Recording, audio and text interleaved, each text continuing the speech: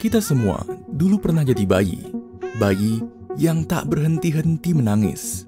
Satu-satunya hal yang bisa menghentikan tangisan tersebut adalah air susu ibu atau ASI. Kita tidak sadar betapa ajaibnya susu ini. Selama 6 bulan pertama, semua kebutuhan nutrisi bayi terpenuhi hanya dengan ASI. Dan riset telah membuktikan bahwa bayi yang diberi ASI menghasilkan anak-anak dengan IQ yang lebih tinggi dibandingkan dengan yang tidak diberi ASI. Jadi, apa sebenarnya yang ada di dalam ASI? Bagaimana ASI dibuat?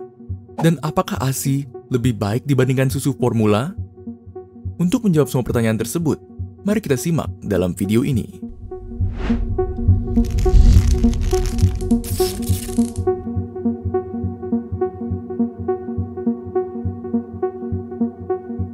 Mari kita mulai dengan proses pembuatan ASI. Saat bayi menyusu, saraf-saraf di puting ibunya terstimulasi dan memberi sinyal kepada otak untuk mengeluarkan dua hormon, yaitu prolaktin dan oksitosin. Prolaktin menyebabkan kantong-kantong kecil bernama alveoli di dalam payudara untuk merubah protein dan gula menjadi susu. Oksitosin kemudian menyebabkan alveoli untuk berkontraksi, yang kemudian mengeluarkan ASI. Bayi yang baru lahir memerlukan ASI setiap kurang lebih 2 jam sekali. Dan saat menyusui, seorang ibu bisa membakar 500 hingga 700 kalori per hari, hampir sama dengan jogging selama 1 jam. ASI sebenarnya ada 3 tipe: kolostrum, ASI transisi, dan ASI matang. Kolostrum muncul hingga 5 hari setelah kelahiran bayi. ASI ini sifatnya lebih kental, berwarna kekuningan, dan mengandung mineral, vitamin, dan antibodi. ASI transisi bertahan selama 2 hingga 4 minggu dan mengandung lebih banyak kalori dan lemak. Dan yang terakhir, ASI matang. Kandungan ASI ini 90% air dan hanya 10% protein, karbohidrat, dan lemak. Fungsi utamanya hanya untuk hidrasi. Jika kita bandingkan dengan susu formula, ASI mengandung lebih sedikit protein dan justru lebih banyak lemak. Mengapa? Karena protein sebenarnya susah untuk dicerna bayi, sementara lemak membantu perkembangan otak. Dan kelebihannya juga lebih banyak. ASI dapat membantu mencegah kematian bayi baru lahir dari hipotermia, pneumonia, dan sepsis. ASI juga memberikan bayi antibodi yang dapat melindunginya dari penyakit, menurunkan resiko asma, obesitas, infeksi telinga, dan diabetes. Ibu yang menyusui juga mendapatkan keuntungan, antara lain berkurangnya resiko kanker payudara, kanker ovarium, dan bahkan diabetes. Dan yang paling penting, menyusui memperkuat ikatan antara anak dan ibu.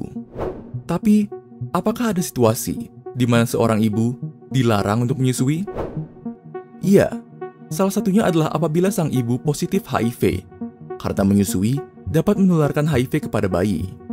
Selebihnya juga, ibu yang menggunakan narkoba juga tidak boleh menyusui karena adanya resiko menularkan kecanduan narkoba tersebut.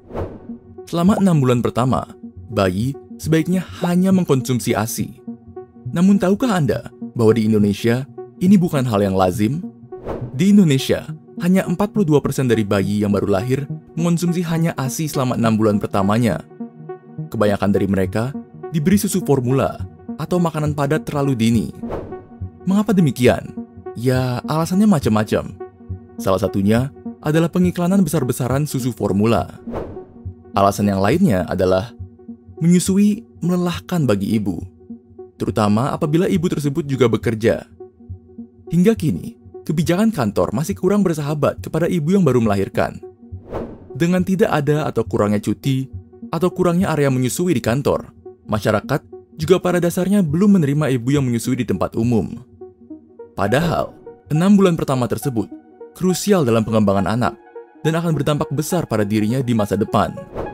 Dengan demikian, mari kita memberi yang terbaik untuk generasi baru, dengan tidak hanya mengedukasi, namun juga mendukung kebijakan yang mempermudah hidup bagi orang tua dan anaknya. Sekian untuk video kali ini. Apakah kamu dulu diberi ASI? Jika iya, selama berapa lama? Tulis jawaban kalian di kolom komentar di bawah. Dan jangan lupa untuk like, share, dan subscribe ke Neuron, supaya kalian tidak ketinggalan video-video baru kami. Jika ada topik yang kalian ingin kami bahas, kalian bisa tulis itu juga di kolom komentar. Semua link untuk sumber yang kami gunakan dalam video ini dapat kalian lihat di kolom deskripsi. Terima kasih telah menonton, dan sampai jumpa di video berikutnya.